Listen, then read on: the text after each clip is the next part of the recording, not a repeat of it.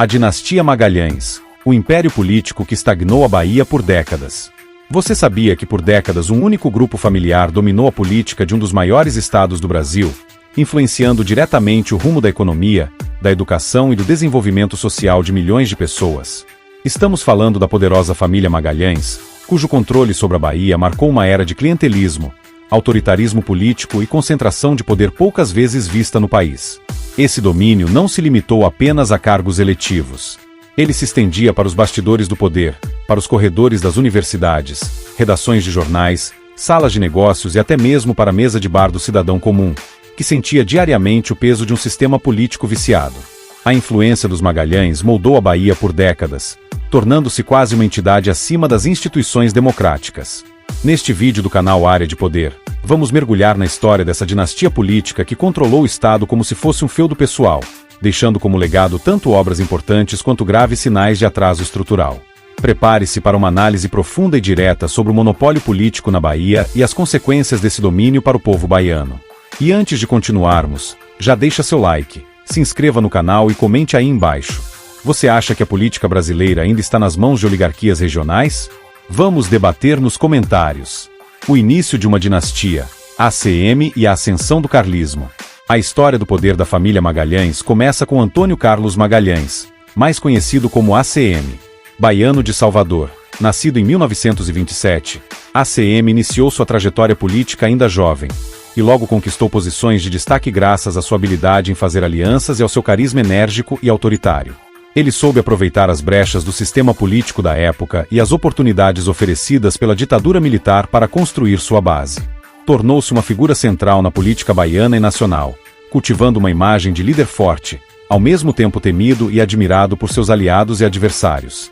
Sua primeira ascensão relevante aconteceu durante a ditadura militar, período em que ele ocupou cargos de extrema importância, como governador da Bahia, ministro das Comunicações e senador da República. Foi nesse período que nasceu o chamado carlismo, um sistema de poder centralizado, autoritário, marcado por controle da mídia, cooptação de prefeitos e deputados e perseguição política a opositores. A ACM usava com maestria os instrumentos do Estado para reforçar seu domínio, criando uma rede de lealdades que mantinha o poder nas mãos de poucos. A prática de ajudar quem é aliado e punir quem é inimigo se tornou a marca registrada de seu modo de governar. A Bahia, sob o comando de ACM, passou a ser governada como um império pessoal. Ele decidia quem se elegia, quem caía em desgraça, quem recebia verbas e quem era isolado politicamente. Essa estrutura foi tão forte que sobreviveu à própria ditadura e atravessou os anos da redemocratização com força total. Um sistema de controle total, a Bahia nas mãos de um só. Para entender a extensão do domínio da família Magalhães, é preciso compreender a lógica clientelista que estruturava o carlismo. Prefeitos, vereadores, deputados estaduais e federais da Bahia sabiam que, para garantir verbas, obras e apoio político, era preciso estar alinhado à ACM. Era um jogo de lealdades e dependência. Os políticos que ousavam romper com o grupo carlista enfrentavam represálias, tinham obras paradas, recursos bloqueados e suas bases desestruturadas. Muitos acabavam voltando ao grupo por pura necessidade de sobrevivência política. Ele tinha poder de influenciar desde a nomeação de reitores de universidades até a distribuição de cargos federais no Estado. E isso sem falar na mídia. O grupo político de ACM controlava estações de rádio, televisão e jornais, moldando a opinião pública e censurando críticas. Com a imprensa nas mãos, o carlismo criou uma narrativa favorável ao seu projeto de poder. O contraditório era silenciado ou ridicularizado. Até mesmo denúncias graves tinham dificuldade para ganhar espaço, pois os veículos independentes eram escassos e vulneráveis à pressão. Por meio dessa máquina de poder, a família Magalhães manteve o controle do Estado por décadas, colocando sucessores no governo e mantendo sua base forte no Senado. Mesmo após escândalos e derrotas eleitorais pontuais, a influência da família continuava pairando como uma sombra sobre a política baiana. O retrato do atraso, infraestrutura, educação e pobreza. Apesar de todo esse poder, a Bahia se manteve, por muito tempo, como um dos estados mais pobres do Brasil. O IDH de grande parte dos municípios baianos é extremamente baixo, e a desigualdade social é gritante. Enquanto o poder político era consolidado, a população sofria com a falta de oportunidades reais. O interior do estado, em especial, foi negligenciado por décadas, funcionando mais como curral eleitoral do que como prioridade de desenvolvimento. Durante os anos de comando carlista, grandes obras foram feitas, muitas com forte apelo eleitoral, mas faltaram investimentos estruturais em educação, saúde e desenvolvimento sustentável. A prioridade era manter a máquina política funcionando e os aliados satisfeitos, em vez de buscar a emancipação do povo baiano por meio de políticas públicas sólidas. Hospitais inacabados, escolas sem estrutura, estradas abandonadas. Esse era o retrato de diversas regiões da Bahia.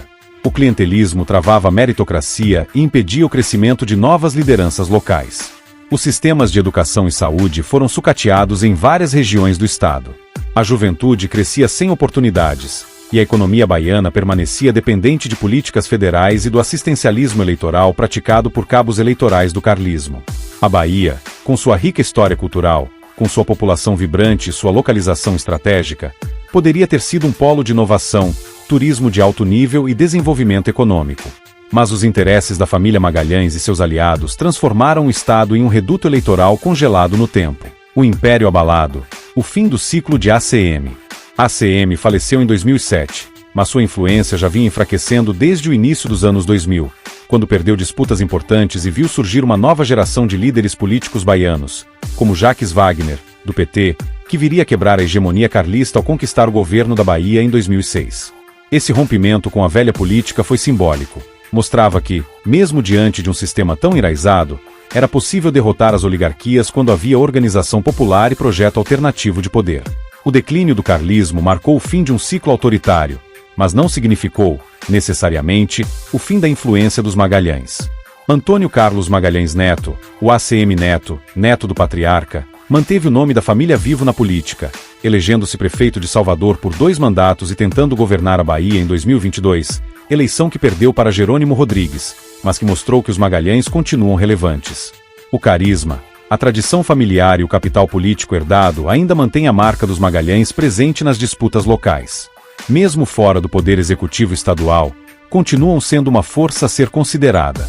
O legado da família Magalhães: carisma, poder e estagnação. É inegável que ACM foi um político extremamente hábil e carismático. Muitos o consideravam um pai do povo, especialmente por sua capacidade de resolver problemas com rapidez e por sua presença firme. Mas esse tipo de liderança, personalista e centralizadora, impediu o fortalecimento de instituições e a renovação política. Sua figura era vista como salvadora em momentos de crise, o que reforçava o culto à personalidade. Mas a dependência de uma única liderança gerava um vácuo institucional que deixava o Estado vulnerável quando essa liderança se ausentava. O legado da família Magalhães é ambíguo. Por um lado, obras emblemáticas e desenvolvimento de setores como as telecomunicações, graças à atuação de ACM como ministro. Por outro, clientelismo, censura, atraso e falta de alternância de poder. Essa ambiguidade mostra o quanto é perigoso confundir liderança forte com gestão eficaz. A centralização extrema sufoca a democracia e priva a população de alternativas. Hoje, a Bahia tenta se reconstruir politicamente, buscando caminhos mais democráticos e participativos. No entanto, as marcas deixadas por anos de domínio da oligarquia carlista ainda são visíveis, seja na forma como se fazem alianças políticas, seja na dificuldade de renovação de quadros ou mesmo no pensamento coletivo sobre quem merece o poder. Conclusão: quando o Estado vira feudo. A história da família Magalhães é um exemplo claro de como uma oligarquia pode capturar o poder e mantê-lo por gerações, impedindo o desenvolvimento pleno de um Estado inteiro. A Bahia, com todo o seu potencial, foi freada por décadas em nome de um projeto de poder pessoal. A herança do carlismo ainda paira sobre a Bahia, como uma lição histórica. O modelo de dominação política baseado em carisma e controle absoluto se provou insustentável a longo prazo, mas ainda encontra eco em outras regiões do país. Ainda hoje, muitos se perguntam: como seria a Bahia se tivesse vivido um processo democrático real desde os anos 60? Quantas oportunidades foram perdidas por conta do monopólio político da família Magalhães? Essa é uma reflexão necessária para todos os brasileiros, pois o caso baiano não é único. Diversos estados ainda vivem sob a sombra de famílias poderosas que tratam a política como herança e não como missão pública. E agora eu quero saber de você: o que você acha do legado da família Magalhães na Bahia? A oligarquia ainda domina a política brasileira? Deixa sua opinião aí nos comentários. Vamos debater. Se você gostou desse conteúdo, curte o vídeo, se inscreve no canal Área de Poder e ativa o sininho para não perder nenhum episódio. Aqui, a gente vai fundo nas estruturas do poder que moldam o nosso país e o mundo. Até o próximo vídeo.